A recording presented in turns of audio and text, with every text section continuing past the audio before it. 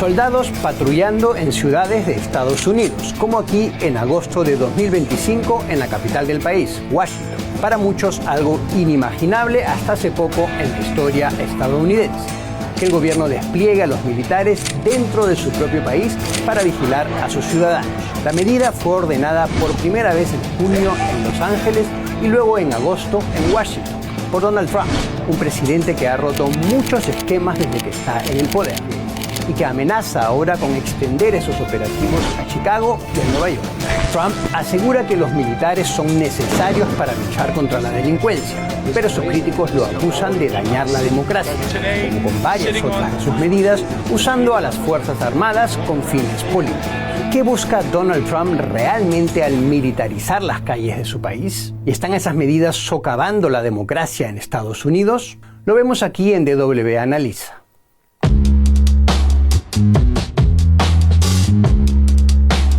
I'm announcing a historic action to rescue our nation's capital from crime, bloodshed, bedlam, and squalor.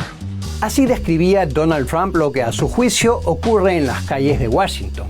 Una situación que comparó, por cierto, con capitales latinoamericanas como Lima, Bogotá o Ciudad de México. Para acabar con ese caos, en sus palabras, el presidente ordenó una medida bastante extraordinaria: el despliegue de soldados, muchos de los cuales patrullaban armados por la capital del país más poderoso del mundo. Más de 2.200 hombres de diferentes estados y miembros de la Guardia Nacional, una tropa especial de las Fuerzas Armadas, habían sido desplegados hasta finales de agosto en Washington. Una medida, creen muchos, que casi rompe un tabú. Using the military for direct law enforcement or actions that come close to law enforcement in cities around the United States, that's not something that we've done historically in the United States. Absent a really severe emergency, especially when state and local officials are not requesting assistance. We've just been very, very cautious about using the military to do that. It's one of the fundamental principles of our democratic constitutional order. En Estados Unidos, una ley de 1878, el llamado Posse Comitatus Act, prohíbe el uso de los militares para funciones domésticas propias de la policía, o al menos reduce a unas pocas excepciones los momentos en que las Fuerzas Armadas pueden operar dentro del país. Para dejarlo claro, sí es habitual que los soldados de la Guardia Nacional presten ayuda en momentos de catástrofes naturales, como el paso de huracanes. Casos famosos son el huracán Katrina en Nueva Orleans en 2005 o el de Sandy en Nueva York y la costa este en 2012. Pero un despliegue de tropas por otros motivos y sin que los estados federales pidan expresamente ayuda es mucho más excepcional. When presidents have done this, it's been when law and order has completely broken down or when local officials have refused to follow federal court orders. So, for example, during the civil rights era, when local officials refused to desegregate the schools as had been ordered by the federal courts, or after the Civil War when the KKK was running rampant in southern states. Existe una excepción mucho más reciente, y sí tiene que ver con Donald Trump. En junio de 2025, la administración Trump desplegó a unos 5.000 soldados en California, en Los Ángeles, una de las mayores metrópolis del país.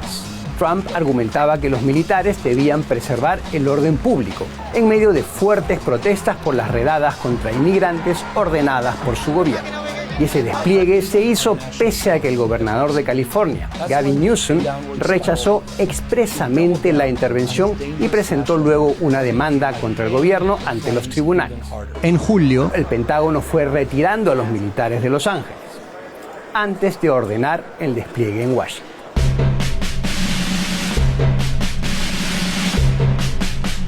Con el operativo militar en la capital en marcha a finales de agosto, Trump puso sobre la mesa otra intervención en una metrópoli. En la mira estaba esta vez Chicago, la tercera ciudad del país después de Nueva York y Los Ángeles.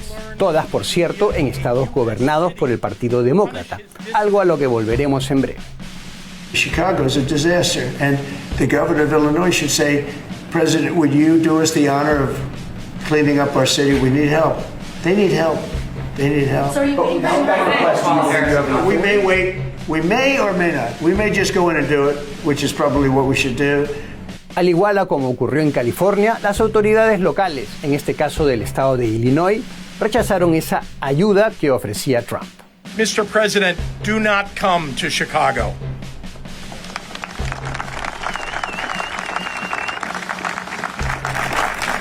You are neither wanted here nor needed here. En los días posteriores, Trump amenazó también con el envío de soldados a Baltimore, en el estado de Maryland, e incluso a Nueva York. Todas, según Trump, por graves problemas de inseguridad. Varios datos, sin embargo, ponen en duda las afirmaciones de Trump. Sus planes de enviar militares afectaban sobre todo a 5 ciudades hasta finales de agosto, si contamos a Los Ángeles y Washington, donde ya habían sido desplegadas tropas. Pero cifras actuales indican que solo Baltimore y la capital están entre las 20 ciudades con más homicidios en Estados Unidos, como la número 5 y la número 11 respectivamente. Entre las primeras 10, por otro lado, la gran mayoría están en estados gobernados por los republicanos, como muestra el color rojo en este mapa.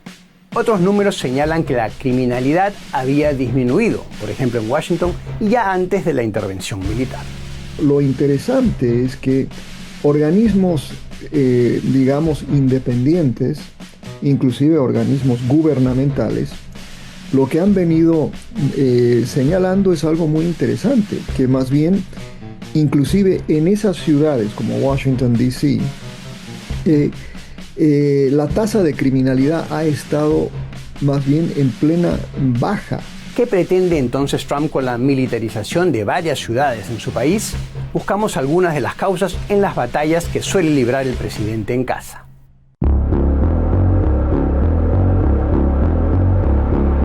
La delincuencia y la inseguridad son 2 temas recurrentes para Donald Trump, y el mandatario los usa también para atacar a la oposición demócrata.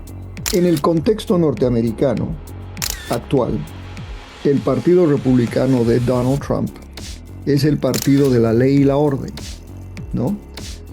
Y eso lo están contrastando con lo que ellos ven un partido demócrata, progresista, permisivo, tolerante, de la inseguridad, que ha permitido que los criminales hagan lo que quieran en las calles. Parte central del discurso de Trump es, desde sus comienzos políticos allá por el año 2015, la lucha contra la inmigración.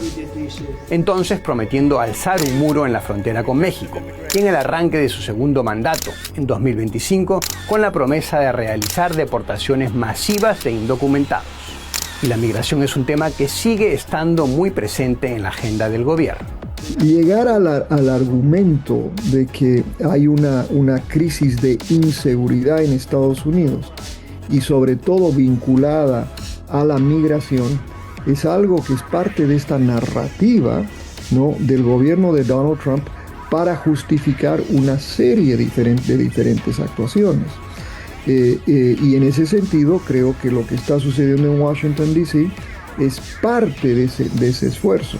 Y otro factor en ese debate podrían ser las elecciones de mitad de mandato, en noviembre de 2026, en las que los republicanos de Trump podrían perder escaños en el Congreso. Por eso es que el énfasis es en las ciudades demócratas, que son las que no solo le dan refugio a criminales extranjeros, ¿no?, pero donde también, según ellos, las tasas de inseguridad son muy altas.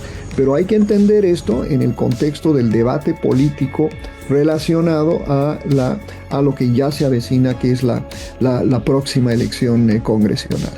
Es todo parte de la disputa política, entonces, que se libra siempre de forma implacable y a menudo también jugando sucio. En el caso de Trump, sin embargo, muchas de las preocupaciones apuntan al daño que le pueda estar causando a una de las primeras democracias modernas.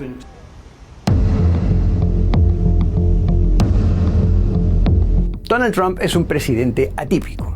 un político controvertido, por un largo historial de mostrar al menos poco aprecio por las tradiciones y las instituciones democráticas de su país.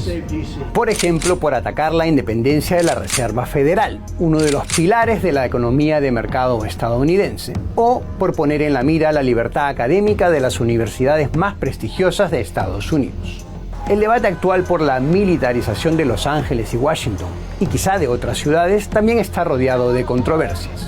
Se teme que Trump use en el futuro la ley contra insurrecciones, el Insurrection Act del año 1807, o estatutos similares pensados en su día como excepciones para situaciones verdaderamente extremas. So the president might try to invoke that statutory authority for other cities around the country, as he said he would. I think we would see more litigation because it's a real stretch of that statute, to say the least. Y aunque Trump niega tendencias autoritarias, A lot of people are saying maybe we like a dictator. I don't like a dictator. I'm not a dictator. hay mucha preocupación por los daños ya causados hasta este punto. I think it's really important to note how this takes the military away from roles that are so much more important for our national security and for our protection, whether it's training to be ready to fight in a foreign armed conflict if needed. Para mí y para muchos, pues es bastante preocupante, porque pues hoy una ciudad capital donde los militares están patrullando las calles en vehículos militares con uniformes militares y armas, ¿no? Ya no parece Washington D.C. ni parece la cuna de la democracia en las Américas, ¿no? Parece una ciudad militarizada como las que nosotros crecimos en América Latina, ¿no? Durante la época militar de los 70s y 80s. Entonces, eso es preocupante. Y el hecho de que haya una gran aceptación del Partido Republicano en particular, que le dice que sí, intervengan Chicago, ¿no? O intervengan otras ciudades gobernadas por demócratas. Soldados patrullando en las calles de la capital. Son imágenes que solían verse en otros momentos, en otras ciudades y otros países, en lugares en crisis, y que dan cuenta ahora, a mediados de 2025, de los turbulentos tiempos que atraviesa la democracia en Estados Unidos.